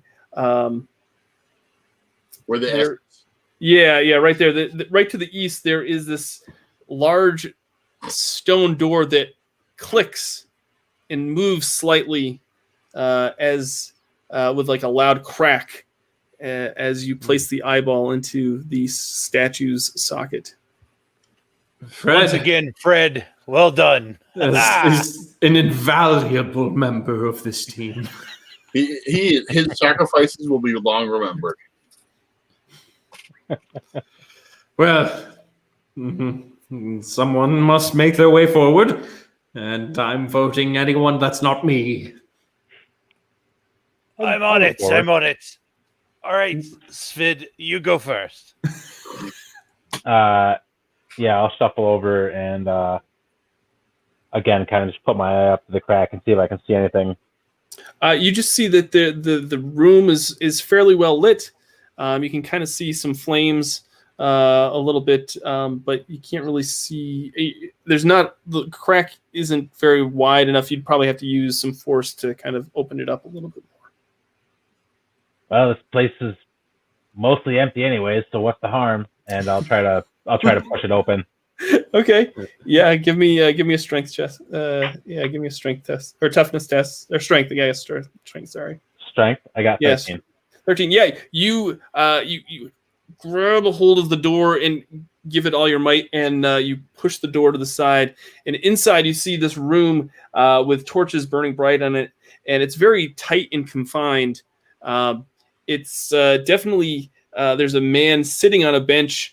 And he's just gnawing on some bones. He's very large. He's kind of pudgy, and there's a bookshelf with off to the. We'll say it's like right in front of you, and then there is some bowls and some in front of the gentleman there that's sitting there, and some water and some food. When I realize there's a person sitting there, I'm kind of going to freeze in my tracks. Okay. And wait for a second and see if he reacts to me. Does he react? He doesn't. He's just sitting there, just gnawing on his bone, on this bone that he has in his mouth. So, hugging the wall, I'm gonna scooch over to the side of the crack and put my hand out and say, just give a little wave.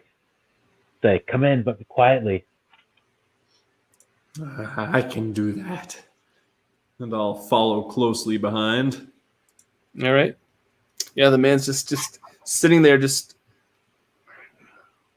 All right, gnawing I'll on go in this after bone. Nornat, noticing the bookshelf, and after my last little treasure I found, maybe I'll just what's on the bookshelves? Anything? You see a large, giant iron hook, a mirror, and a crossbow with four bolts in it. Does anyone want this other crossbow? Sven. I'll give it to Sven Looks and great. him the 4 bolts. Okay. You know what? I'll also give him another bolt, so this way we have an even number. We'll have 5 apiece. Okay. Yeah. So as you take something off as you take the crossbow off the bookshelf, the pudgy man kind of turns around and looks at you and is like, "What are you doing here?" We came to trade, and I'll pull out the dog bones, give you new bones. I get all the bones I want here. But have you? I don't need yours. These are special bones. They're not special. Oh, they are. They're from an animal that had 4 legs. It's majestic. I believe it was first of its breed, and I want to say Labradoodle was what these are from.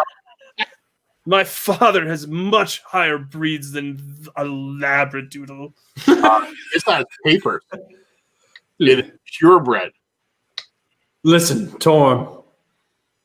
Perhaps you could trade him something a little more fresh. There is a severed arm. Does he seem to react to the word severed arm like that would actually be suitable? He just kind of looks at you like, and you can definitely tell that this gentleman has very nice robes, and yeah, you may have seen him previously.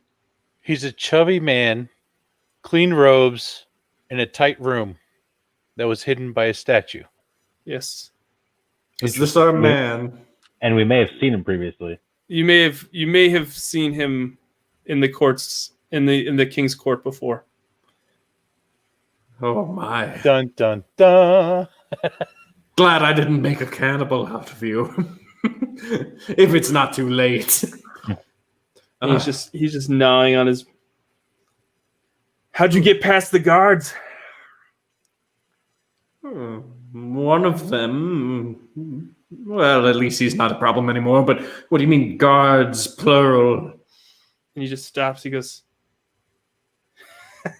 "You only tell with one of them." Was there any meat on that bone, or is he just chewing on a bone? He's just chewing on this. It almost looks like a femur of a leg. Ah. That's the one that hung him up. The cage is upstairs, though. Would that be their food? I don't know. I just get fed pretty regularly here. I kind of like it. My friend, how'd you become to be here? I was brought here. Ah, yes. Well, we've come to bring someone home.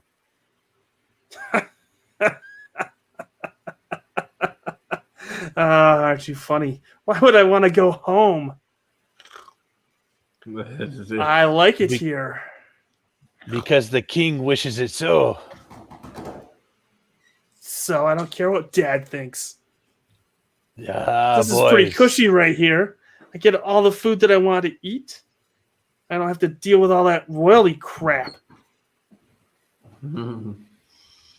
Your impudence. Oh my, you would not last long on the streets of Grift. You're coming with us. One way or another. I'm going to point my crossbow at him and say, up now. I will come with you, but you're not going to get very far. And he tosses the bone behind him, and he gets up and walks with you. Svind, keep that pointed at his back, please. And I suppose we'll march the way we know, right? You march back. Before we leave, though, I take Fred's eye out of the statue and try and like shove it back in his socket. Okay. Awesome. So you go through the statue room. Mm-hmm. You then go again through the debris room, and you get to the foundry room, the forge slaughterhouse room, as I like to call it. And inside that room is a large man. Mm-hmm. And as he's dragging another corpse onto the butcher block, he sees you walk into his room, and he says, "Alden, where are you going? Thought you liked it here." Alden stands back and says, "Fletcher, I tried to tell them that I liked it, and they wouldn't listen." Well then, as Fletcher, this large man, he's about 7 foot tall with these big tattoos all over his body, says, "Well, looks like I'll have to get some more meat for the slaughterhouse then." And he takes, he has this red hot flail, and he starts spinning it around. Oh, wait, hey, hold on. Stay back. No. I will instantly take something out and go, let's do this. All right, everybody give me initiative roll. D6 plus your... Oh, yeah. Okay, that's good. That's good stuff right there. A 2. D6 plus your agility. So you got a 2, Irvag? Yep. Okay, 2. That. Okay. You got a 2 as well, Torn. Okay. Oh yeah. Svind. Okay. 3. And Norat. I got a 5. All right, Norat, you get to go first. Hmm. Hmm. You're in my way. And he'll run forward, dagger drawn, screeching again from under his burlap sack. Yes, my excellent strength of -2. Don't fail me now. It failed me, a 4. I'm probably swinging wildly. Yeah, you're swinging mildly, and Fletcher kind of just moves out of the way and kind of laughs at you as if you're just some puny little peasant that is going to eventually end up in his jail cell. Let's see here. Sven, you get to go next. I'm going to draw out my sling, reach into my pocket for a rock, but accidentally pull out the bottle of exquisite perfume that I have. Okay. And without even realizing it, load it into the sling and fire the perfume bottle right at his head. All right. Nice. Give me presence roll. Oh, 6. 6. Yeah, 7, it just sorry. shoots past his head and ends up into the black, murky liquid in back of him. At least the sulfur and whatnot is juxtaposed by some rose. You see the bottle just kind of slowly sink into the black liquidy murkiness. Fletcher's going to go. He is going to take a swing at Norat, and he's going to try to hit him. He's going to take a swing with this flail, and he swings and misses wildly, and tries to backhand you, but again, you seem to miss out of the way. Urvag, what would you like to do? So that stuff that I snorted wasn't what you thought it was. It was a very special powder. Okay. It allows me to go berserk and do 2 attacks per round. Okay, for how many rounds? Until the whole fight is over. Oh, okay.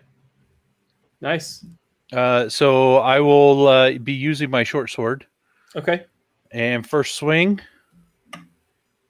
That's a 2. Yeah, it just totally misses, and you just swing, and it's that berserker rage that I got going on. It's just like you know. Yeah, absolutely. That's an 18 though. Okay, yeah, that hits. All right, and that does D4 damage. That's a 2. It's a 2. Let's see what.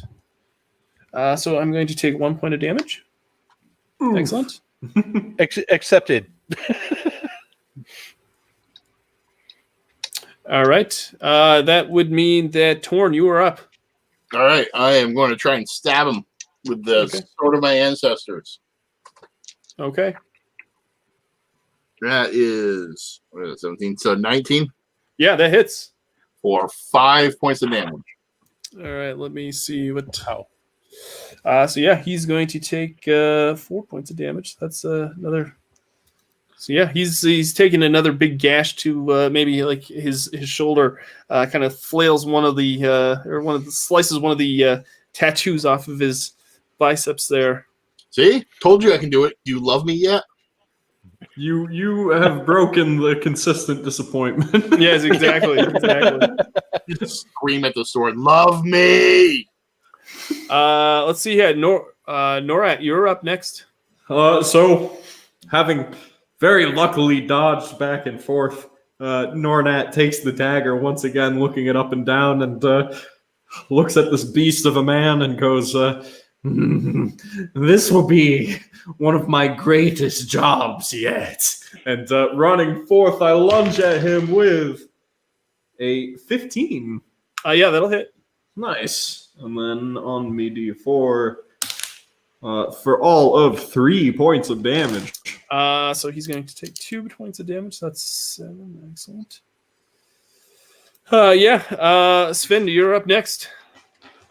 I'm gonna drop, seeing the perfume bottle kind of wither away, I'm gonna and drop my sling and Okay. pull the crossbow off my hip and try to launch a bolt with that. Okay. 7. Yeah, no, it totally misses. Fling.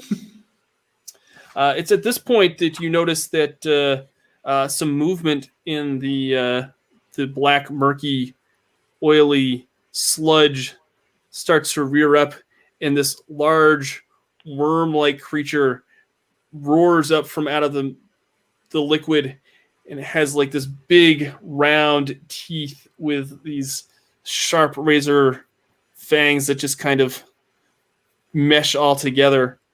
And Does it smell good? What's that? Does it smell good? Does not smell good. No, it's not smell good. No, it smells very, very bad. It's going to now take a turn. I'm going to insert it right here. It's going to attack. Who's the closest? Let's see here. Who would be the closest to the murky, watery liquid? We'll say it's Urvag. And let me see if it hits you. It does hit Urvag. Mm-hmm. It is going to please give me an agility test. Yep. That's a 13. Okay, yeah, it totally, you're totally fine there, but you take 1 point of damage from its bite. It reaches down, tries to bite you, and what does it do? Good thing I got that armor on. Nice. So got it too. So all right, so it grabs right a hold of one of your arms, but it doesn't seem to do any damage to you. But it's got a hold of you at least. Okay. So I am grappled with this worm thing. Got it. So Fletcher is going to again try to swing at Norat, and he hits with his flail. And where's that? It's a D8. Where's that? It is going to do 6 points of damage. And this red hot flail is just going to instantly it hits you side the head and it burns the side of your. That's your more than flesh. twice my whole HP, man. My head explodes. So your head explodes, and you just lie limp on the ground, just decimated from this red hot flail that just totally just caved in the side of your head. You got me. All right. Poor Norat. You're right. Well, I get my dagger back now. That's true. Yeah, the dagger, clink, clink, clink. Yeah. Urvag, you've got this large, giant worm creature attached to you. What are you going to do? This thing wouldn't be considered something I could use speak with animals on.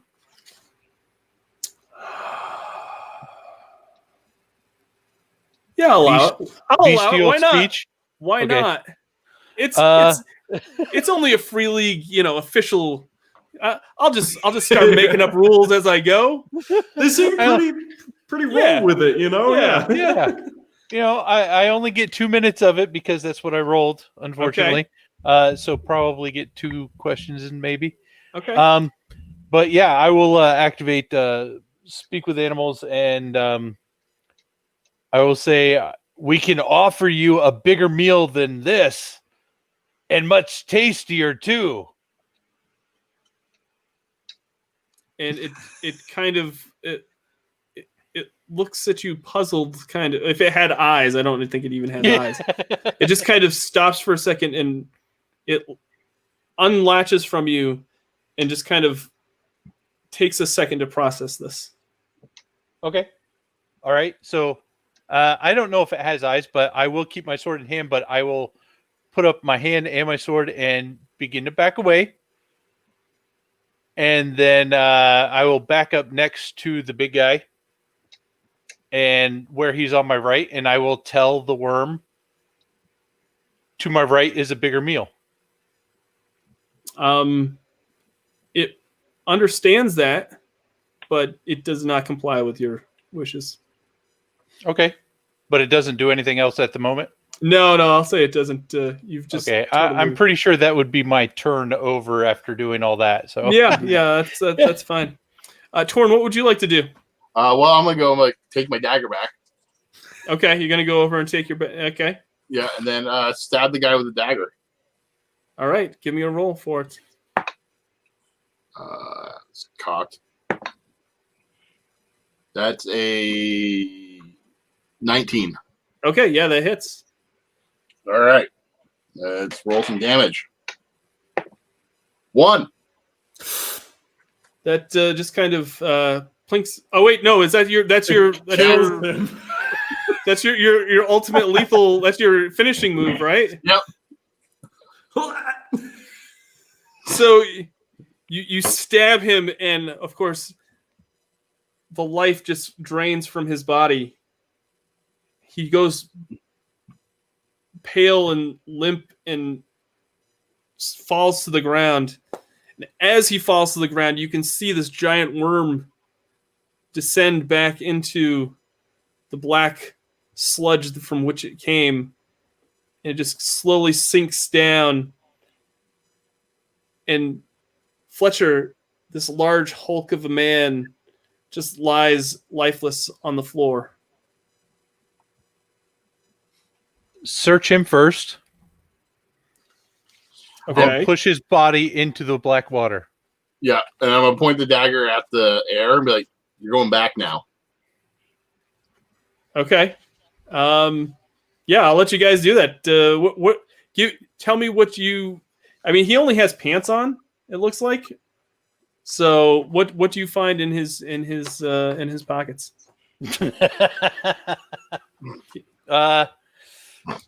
He probably like kept some sort of trophies from the people he butchered. So I'm going to say maybe he has a pocket full of teeth. Mm-hmm. He's got teeth and fingers. Yeah. I like that. Yeah, let's say yeah. You find just handfuls and handfuls of teeth and fingers. Yeah, I think that I can grind this into a fine powder and maybe mix it in with some of my chemical stuff. Excellent. So, despite being dead, I do have to pose the question. Are you honestly going to take Fred out of this dungeon but leave Nornat down here to rot next to this beast of a man? Go all through the trouble of taking Fred in and out, but Nornat gets to die down there alone? I was going to try and use my medicine kit on Nornat. Your head did explode, right? I'm super dead. Yeah. Yeah, he's well. Once you get to negative HP, you're dead. I have the perfect idea. Okay. All right.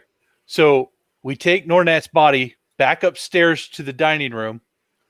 There's the old man in a robe. Doesn't look like he needs it anymore. We could, give Nornat the robe. We could find probably a head rolling around somewheres. And as I say that, I look up at the meat that's hanging from the ceiling. Is there a head up there? Sure. Let's say that there is. All right. Fletcher's head, too. Okay. Yeah, yeah. There we go. We could use Fletcher's. Well, I already said that I pushed him in the water, though. So I'll just grab. I'll take a look up above, and I'll go, which one suits Nornat? And I'll look down at Nornat's body, and I'll go, you know what? I think this looks better than his original head. It almost no doubt does, no matter what it is. Also, yeah, the burlap sack, of course. Yeah. Let's put that new Nornat. Yeah. I'm just saying. I mean, we could also have him and Fred keep the old man company. You could actually set up them up like they're all having dinner together.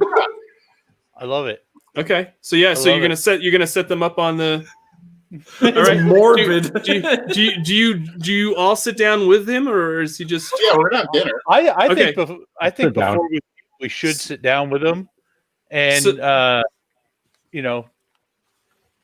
So as you put Nornat and you can put Fred. Yeah. Fred on his right and Nornat on his left, and you all sit down to have a big family dinner. All of a sudden, the old man comes alive,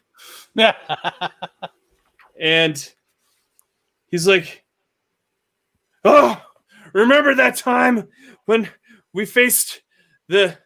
And then his eyes just go blank again. That was a good one. My old friend. I'll come back next week. And then that's the end. You bring Alden to the king, and you get to live, and you get lots of riches, and Woo! boom, that's it. Except for Nornat.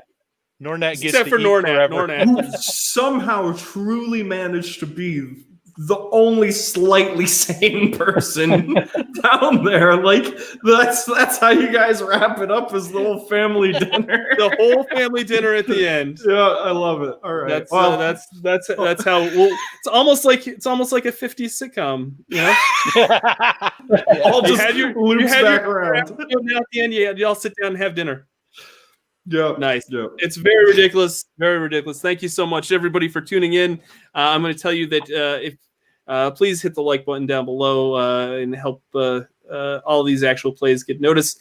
We really have some great plans for Free League's YouTube channel and for VCG. If you would like to, please subscribe to both channels. We would greatly appreciate it. We love showcasing all of their games and lines. And if you haven't already liked their Facebook page, please go to check and search for Fria Ligan. It's FriaLigan. Give them a like on there, and then you can also follow them on Twitter at Fria Ligan as well. That's Swedish for Free League. And I'm really excited. Go check out their web store. The link is in the description of this video. They've got lots of stuff coming out, and they've got a lot more announcements later this GenCon Online that's taking place. So I really appreciate everybody that tuned in. If you're watching this after the fact, thank you as well. And that's going to do it for night 1 of GenCon Online. It's kind of ridiculous, but I hope you had a lot of fun. We didn't really have a whole lot of encounters.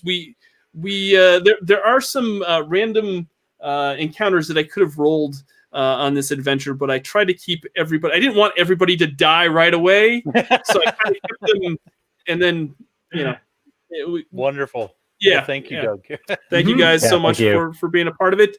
We've got plenty more content, and we've got lots more plans for Free League's YouTube channel. So make sure you hit the subscribe button. We're really excited to bring some more content your way. Tomorrow night we'll be doing Vaesen at 9, and then on Saturday at 3 we'll be doing an actual play with the Effect Podcast. Dave Samark from the Effect Podcast is going to come on and GM. Is a much better GM than I am. I'm going to tell you that right now. And him and Matthew do a great actual play podcast, and just they cover a lot of Free League games. So definitely give them a subscribe on all of the podcast feeds that you listen to. Just search for Effect. It's FEF. KEFT, I think that's how they spell it. But we'll put a link to their podcast in the Alien Actual Play. So we've got lots of content. Thank you, Mike. Thank you, Austin. Thank you, Josh. Thank you, Ian. We'll see you all later. Have a great. What's that, Mike? Thank you for inviting me, Doug. Absolutely, Mike. You. It's always a pleasure gaming with you all. So, thanks so much for tuning in. We'll see you next time. See you tomorrow night at 9 o'clock Eastern, 6 p.m. Pacific.